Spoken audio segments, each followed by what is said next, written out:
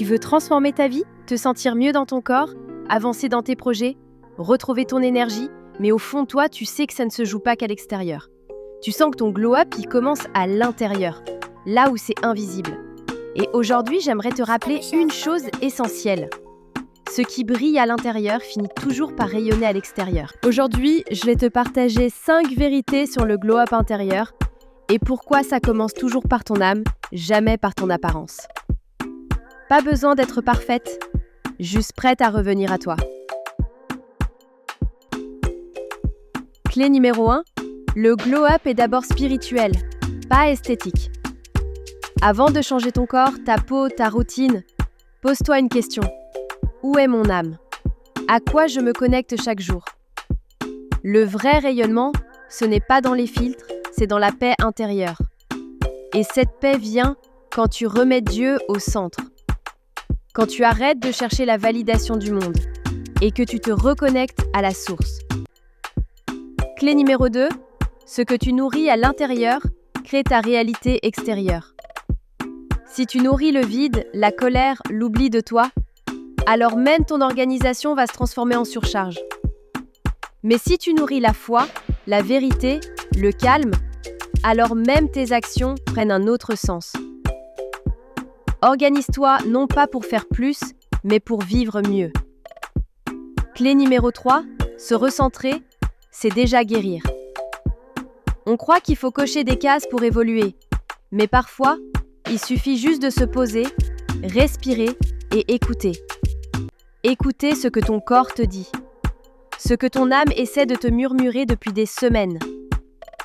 Tu n'as pas besoin de tout comprendre, tu as juste besoin de revenir à toi.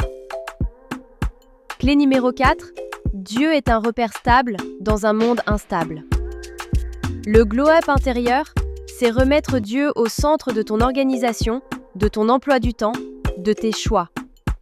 Même dans les détails, tes relations, ta santé, ton travail.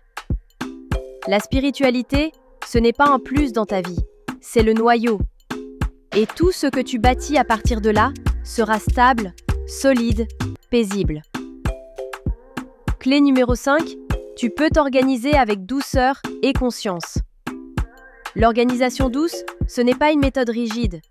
C'est un espace que tu crées pour honorer ton énergie, ton cycle, ta nature. C'est pour ça que j'ai créé un PDF à télécharger. Pour t'aider à poser tes pensées, tes intentions, tes objectifs, sans te perdre, sans t'épuiser. Si ce que je partage ici te parle et que tu veux reposer ton mental, organiser ta vie, mais sans te surcharger, alors télécharge le PDF gratuitement et travaille sur toi. C'est doux, modulable, simple. Tu peux le télécharger, le lien est juste en dessous. Il est là pour t'accompagner dans ton glow-up intérieur, à ton rythme. Souviens-toi, ce qui brille à l'intérieur finit toujours par rayonner à l'extérieur. Tu n'as pas besoin de tout changer. Tu as juste besoin de revenir à ton âme, à ta paix, à ta vérité.